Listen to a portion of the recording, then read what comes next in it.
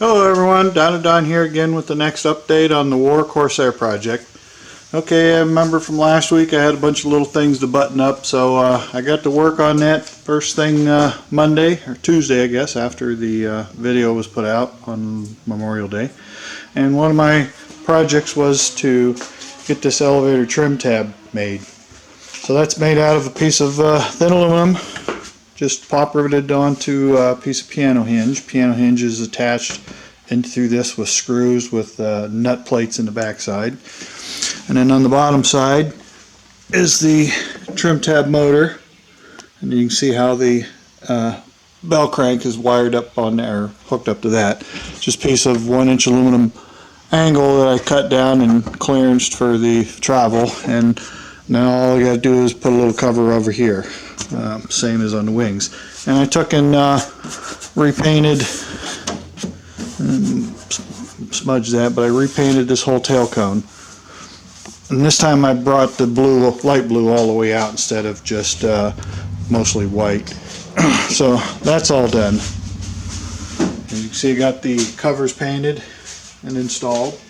The airplane, of course, is filthy. I got both the covers painted. That was the last of the dark blue I had to mix up to make this. I got a little left. I threw it in the freezer. It'll stay for months that way if I do need to come out and touch anything else up. So, and then, let's see, the other thing was I needed to get that.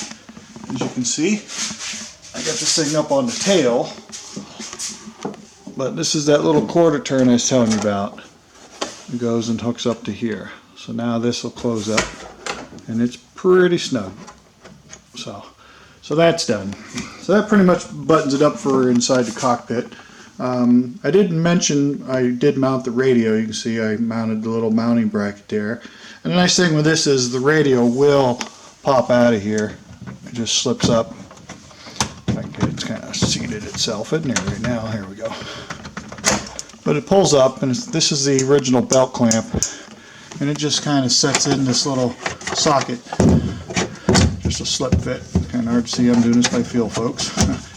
The antenna is hooked to a ground plane antenna, which is underneath the skin in the tail. And then the headphone wires are tied in to push the talk on the stick. And then your headphones. One is that's the, if I can get a hold of the thing. That's the mic. And over here is the other one is for the. There's that. There it is. So you got the one for the headset, and the small one is the microphone. So your headset hooks to that. One other thing I still have to do is I got to get a power cord that will fit this charge port on this, and run that down to the bus bar. So when the master's turned on, you can see there's the trim. Let me go ahead and show you that real quick. I'll do a full trim down. I don't know if I can get this. Let me see if I can do this separately here. If I can pull back on it so you can see the thing moving.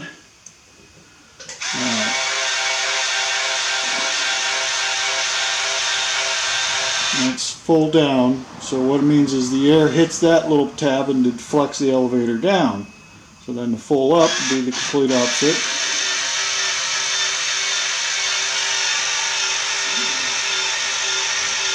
Real slow, real fine adjustment, so you can really tune it in, finally tune it in. That's all down. I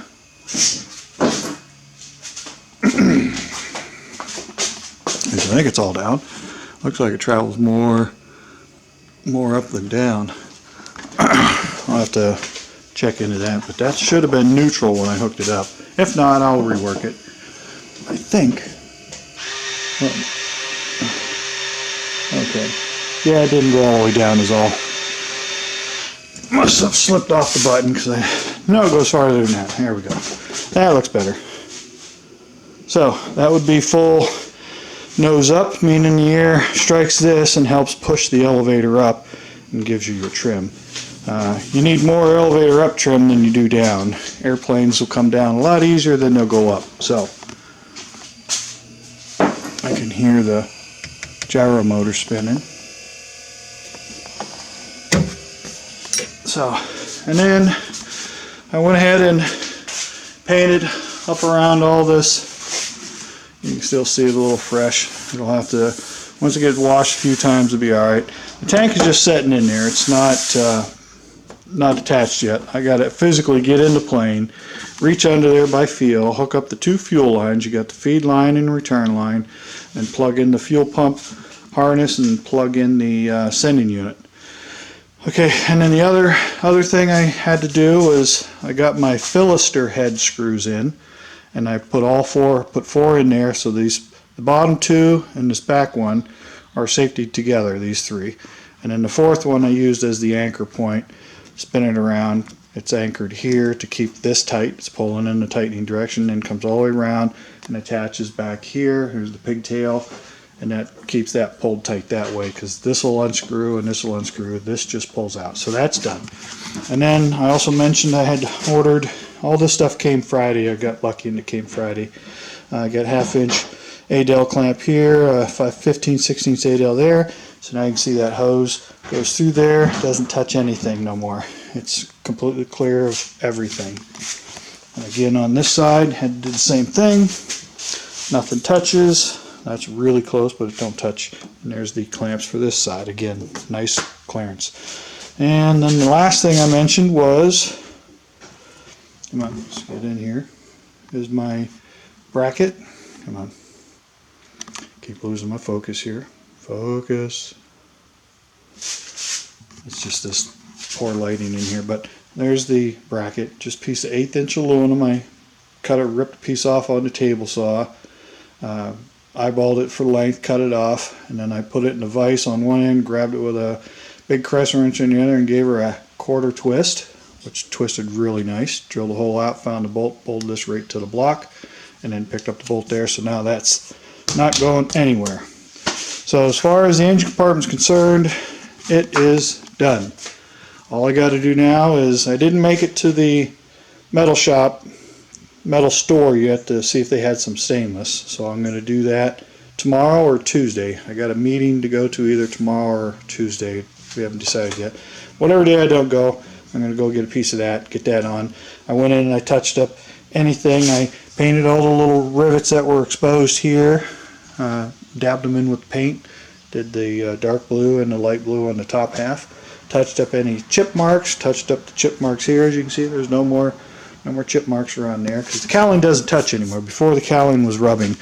Remember previous video, I had to trim the cowling off to give it some clearance here, to let some air out of here, so it would help cooling. Then I got the big hole cut in the bottom here to help with the air excavation, and there's where your mufflers tips to help muffler come out.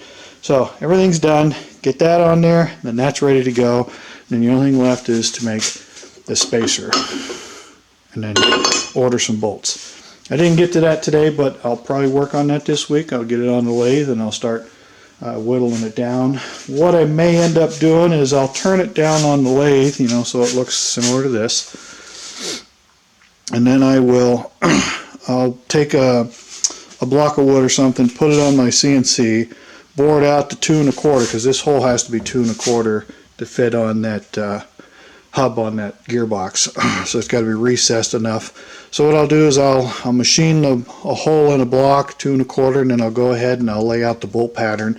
I'll router that out to 5/8 holes, and then what I'll do is, after I machine this down to the size, I'll stick it. It'll self-align itself in there, and then I can come in with the CNC and wobble out these holes, and that'll hold it in place. Either that, or I just might make a board with at least 2 holes, big hole, 2 holes, to where I can put it in the drill press, the board I make to set the part in, clamp it to the table of the drill press, and then put a drill bit in it and get the distance here to here, use the actual propeller hub, the hub of the propeller as the line up the first hole, drill it, and then I can turn it, and the hole will be drilled in the board, and I'll be able to put a pin in it, drill this one, turn it, pin it, drill it until I can drill all 6 bolt. Drill them undersized and work my way up, but they got to be opened up to 5/8 total, and then I'll have to push, make some bushings, press in for the outside for the prop gab, and then the back access will be recessed to fit on the gearbox. So So that's kind of where I'm at this week. Got a lot done. Here's the screws for the cowling. There's 4 of them for the white on the bottom. You see 1, 2, same over here, 3, 4. Now I got 2 of them painted for the light blue, and then 5 painted for the dark blue. So you got your 5 for the top of the dark blue, intermediate blue, and white blue. So when they go on, they won't be nice and shiny stainless steel anymore. This is just one of the gear doors for the left side. So that's where I'm at. So now, once I get that cowling on, done, I just got to work on that, work on the canopy. I'm going to try probably this week and make another canopy. I want enough material to try and form a second one and hopefully make it a little longer on the back side. And then the next step is, you can see I got this jacked up so I could paint back there. The next step would be to get this thing in the air. That actually works good there. So I might be able to leave that right up there. And all I have to do is bring the cherry picker up here, pick the engine up just enough to get the gear to swing. And then I can start swinging the gear. They haven't been cycled in a long time. I don't know that I've even cycled them since it's been back up, right side up from doing the original fiberglassing. So I may have to check and top off the reservoir with hydraulic fluids. But I need to get that gear swung and get those gear doors adjusted.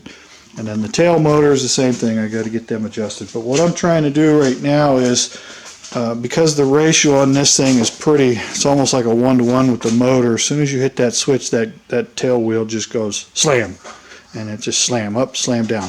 So it's way too fast, and it hits pretty hard. So what I'm going to do is see if I can get a resistor. I need about a 2 ohm, like 100-watt resistor. It's a ceramic resistor. I did dig through my electronic stuff I got in the house for all my water fuel cell stuff, and I found a 7.5 ohm resistor. Where'd I do with it? I might have took it back in, but I had it hooked up to here with a 7.5 ohm resistor, and it dropped the voltage to the point where the motor wouldn't even turn, because this is the same type motor gearbox that's in the tail of the airplane.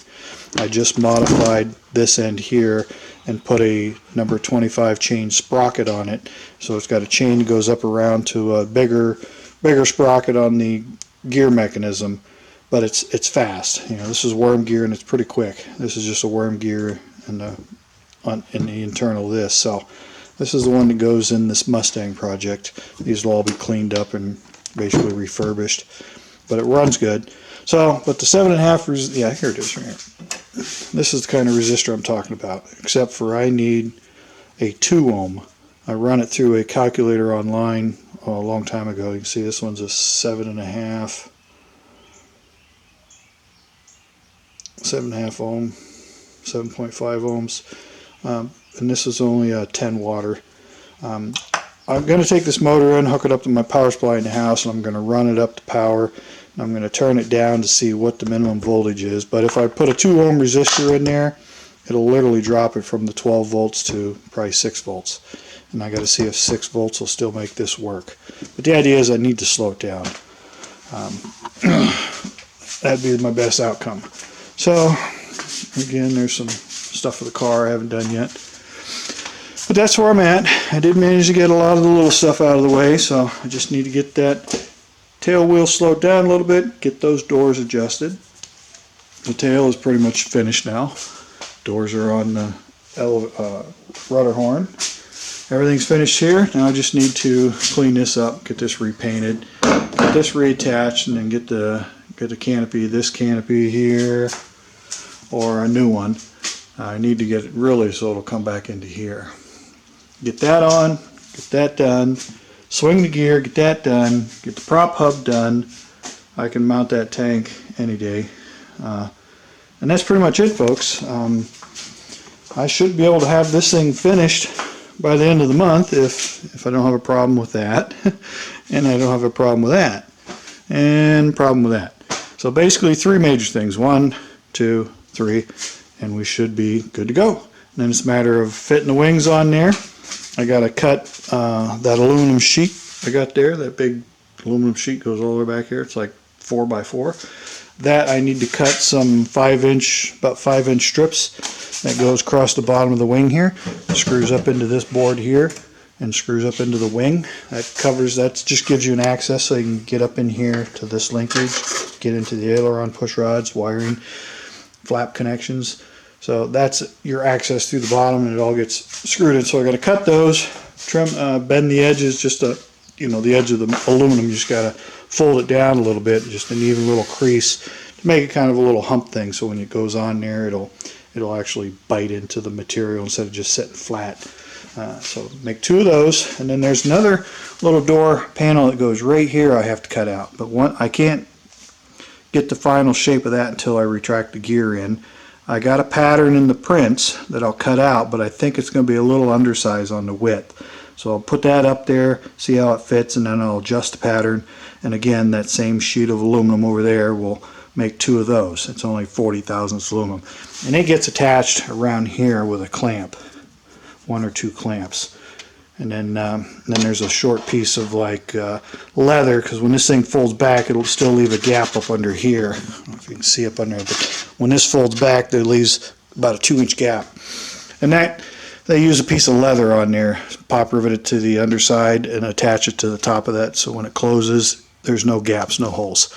So 2 covers for there, 2 covers for there, and then some of that aluminum was meant to make framework to go around the canopy as well. So, but otherwise, this thing is done up front. I'll get this thing locked down, put some fuel in it, make sure it ain't going to leak, get her fired back up again, make sure it still runs okay now that this is all done. Take that off, of course. See how it runs, and as soon as I get that hub made, that'll be closed up as soon as I get the piece of stainless. And then I'll do a measurement and see exactly how much clearance I need, because like I said before, this propeller, that cowling is like this close, and if you go to put any pitch into the blade may rub on the cowling, right here, may rub here. So that's why I need to space this out. So I'll try to get to work on that this week. So by next weekend, I should have that done. Cowling's on. Should be working on that, and I may or may not get to this. Not sure. But that's it. So that's where we stand. Alright, so here's the little things for the canopy that attaches to the frame there. That locks into, holds the front end from moving. So those got to go back on as well. Alright, I'm sure the camera's been all over the place here, not being able to see anything. Once this is all closed up, then I get the wings on, do the final adjustments for the elevator control or aileron controls for the proper up-down travel, get that last flap linkage hooked up for the 3rd flap, which is on the wings. Get everything rigged, go around, make sure all the bolts are safety keyed. Like here, I did do the, no, I didn't get to these yet. I still have to do all the safeties. I gotta get the nuts on there, washers, and cotter pins. Get those 3 done. There's 5 of them here that have to be done. So that one don't even have a bolt in it. This bolt's too short. There's one in the middle. Again, there's nothing there. I just put in a couple just to get this thing working. And then I noticed the push rod in there, the bolt needs the nut and hooked up. So all that's got to be closed up. I think the flaps are pretty much done. So, alright folks, I guess that's going to do her. I'm going to go ahead and close her up for the night. We got quite a bit done this week. May not look like a lot, but it's tedious work. Come on, camera. Let's go outside and see if we can get her to focus in here. Sorry about this. For some reason the camera is not cooperating today. Might be moving too quickly for it, I suppose. Alright, there we go. Alright, so as always folks, appreciate you taking the time to watch these videos. As always, feel free to leave any comments, questions, concerns. Hit the like button like everybody tells you to do. Subscribe if you're not already subscribed. I don't really care one way or the other. I'm just doing this so people can see what it takes to build one of these airplanes. These specific war aircraft models, which you don't see a whole lot of them flying, and there's a reason for that. They take too damn long to build. Alright folks, I'm going to end it right there, and you'll probably see me again next weekend with the next update. So for now, this is Dan or Don out.